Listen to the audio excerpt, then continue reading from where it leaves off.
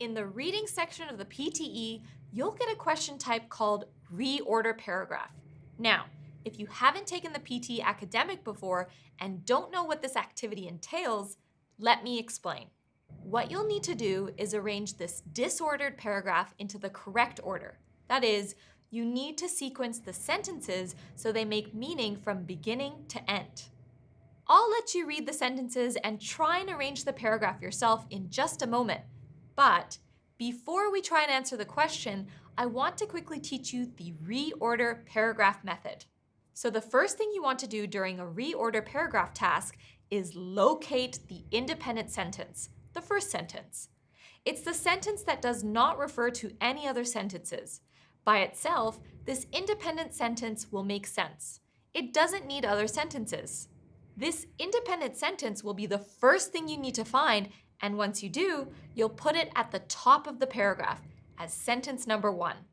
After you find that independent sentence, the next thing you want to do is find the second sentence, and then the third, and then the fourth, and then so on. You can find these by looking at the meaning and grammar in these sentences. Does each sentence meaningfully connect to the one before, and does the grammar make sense? If so, you're on the right track. If you'd like to learn more about the reorder paragraph method, I recommend checking out e2testprep.com. We have videos and heaps of practice questions. Okay, let's try and answer a reorder paragraph question together. Ready? So here we go. The first thing we want to do is find that independent sentence. Let's look at each sentence one by one. Here's sentence A. For the first time, we have a systematic answer to a key question in the field of self-esteem research, says Mike Tancredi. That sentence could be an independent sentence since it doesn't refer back to any other sentence, but let's leave it for now and check the others. Okay, sentence B. Both, according to a meta-analysis of more than 2 decades of research. I'm not happy with this one. With the word both, it looks like this sentence needs one before it. Next up, sentence C. Does having close friends boost your self-esteem? Now, this sentence is a question, but it's a good sentence to start a paragraph. A good introductory sentence. I like it. But let's check sentences D and E just in case. Sentence D. Or does having high self-esteem influence the quality of your friendships? Well, the word or in this sentence seems to imply a sentence before this one, so I don't like this one. Last one, sentence E. That is, to what extent does a person's social relationships influence his or her self-esteem development? Well, once again, we have a phrase, that is, which implies a sentence before. So it seems like sentence C was the best independent sentence, so let's put it in as sentence number 1. We found the first sentence, now we need to find the next sentence that flows logically on from this one. Let's have a look. So there was one sentence that I liked the look of, sentence D. Or does having high self-esteem influence the quality of your friendship? Again, it's another question, but it flows very naturally together with the first sentence. Let's read them both together. Does having close friends boost your self-esteem? Or does having high self-esteem influence the quality of your friendships? Great, they flow nicely. Let's look for sentence number 3 now. Looking at the remaining sentences, we can see the third sentence is this one. Notice the word both. Both refers to those 2 questions, sentence 1 and sentence 2. Okay, so now we're left with 2 quotes and we need to figure out which quote should come first. Let's have a look. So between sentence A and sentence E, it has to be sentence A, because in sentence A, we're introducing the person, Mike Tancredi. And then logically, sentence E follows that. The phrase, that is, connects back to the first part of the quote. So now we have all the sentences in the right order. But one thing you want to do on test day is read through the entire paragraph just to make sure it all makes sense. Let's read the complete paragraph. Does having close friends boost your self-esteem? Or does having high self-esteem influence the quality of your friendships?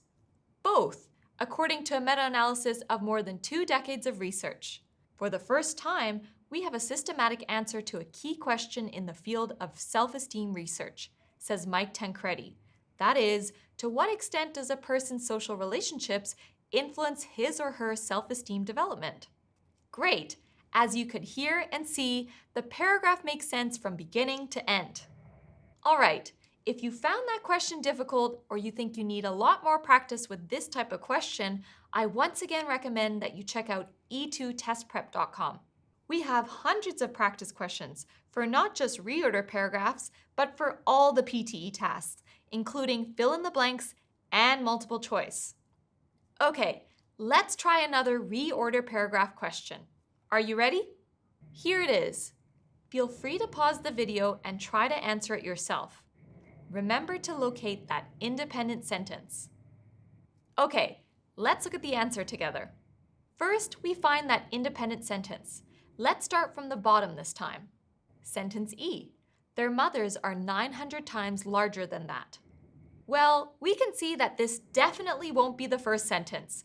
These pronouns, their and that, clearly refer back to a previous sentence. What about sentence D? A recent study of bones across 10 species of bears and other animals, however, has shed some light on the mystery. Notice it says the mystery. What mystery are we talking about? And notice here the discourse marker, however, which would contrast this with a previous sentence. So I'm not happy with this sentence either. Okay, sentence C. This unusual size difference has left researchers puzzled for years. This won't be the first sentence either because of the word this, which is referring to something before. Sentence B. With a few exceptions among animals such as echidnas and kangaroos, no other mammal newborns are so tiny relative to their mothers. Notice the words no other mammal newborns. Other to what? Finally, let's read sentence A. Born pink, blind, and helpless, giant pandas typically weigh about 100 grams at birth. This is a good sentence to start off with. Let's put it as sentence number 1. Okay, so which sentence attaches to this one? Well, there's actually only one sentence that can connect to it. Sentence E. Their mothers are 900 times larger than that. Why only this sentence? It's because of the phrase 900 times larger than that. The pronoun that is referring back to the size in sentence A, 100 grams at birth. If you put sentence E anywhere else, it wouldn't connect quite as elegantly as it does here. Sentence number 3 is sentence B. With a few exceptions among animals such as echidnas and kangaroos, no other mammal newborns are so tiny relative to their mothers. If we put this sentence as number 2, the word that in sentence E wouldn't fit, so we'll leave it as number 3. Now for sentence number 4, the paragraph changes topic slightly.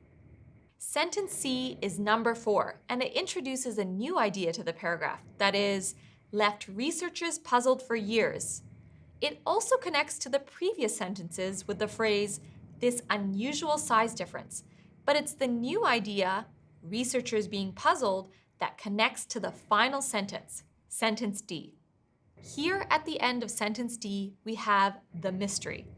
This mystery is the unusual size difference, or the thing that has left researchers puzzled for years. So once again, let's read the paragraph in its entirety. Born pink, blind, and helpless, giant pandas typically weigh about 100 grams at birth. Their mothers are 900 times larger than that. With a few exceptions among animals such as echidnas and kangaroos, no other mammal newborns are so tiny relative to their mothers. This unusual size difference has left researchers puzzled for years. A recent study of bones across 10 species of bears and other animals, however, has shed some light on the mystery. That paragraph makes sense. Nice. So that was quite challenging, but let's try one more reorder paragraph question. But before we look at it, don't forget to subscribe for more videos. So here it is, our final reorder paragraph task. Give the video a pause and try it yourself. Put your answers into the comments and we'll see if you got it right. Okay, this one was quite challenging. Remember, your goal was to connect the paragraphs cohesively and grammatically. Let's have a look at the answers. So what is the independent sentence for this paragraph? It's sentence C. how the languages of the world emerged is largely a mystery. This is a very broad introductory sentence, but as the paragraph continues, the sentences become more specific. The first sentence introduces the topic. You can't open with a highly specific sentence. Sentence number 2 is sentence A. Considering that it might have taken millennia, it is intriguing to see how people who are hearing impaired can create novel sign languages spontaneously. You can see the connection between sentence number 1 with the phrase, it might have taken millennia, and the word emerged, as in, the emergence might have taken millennia. Sentence number 3 is sentence D. Observations have shown that when strangers who are hearing impaired are brought together in a community, they come up with their own sign language in a considerably short amount of time. The next sentence is sentence E. The most famous example of this is Nicaraguan Sign Language, which emerged in the 1980s. You can see how E connects back to D with the phrase, the most famous example of this. So finally, you end with the last sentence, sentence B. How exactly this happened, however, has not been documented. Okay, so this is the correct sequence for the paragraph. Let's look at how it all connects. First, we have languages of the world emerging. This connects with might have taken millennia. This second sentence also introduces the topic of people who are hearing impaired and creating a language spontaneously. This connects with the third sentence with strangers who are hearing impaired and the idea of coming up with something in a considerably short amount of time. Then we move to an example of this, with this being the emergence of a spontaneous language. And we finally have how exactly this happened with the word this referring back to Nicaraguan Sign Language from the previous sentence. So there we go, that's it. I hope you found that practice helpful. Remember, if you need any more practice for reorder paragraph or any other PT questions, check out e2testprep.com, and I'll see you in the next video.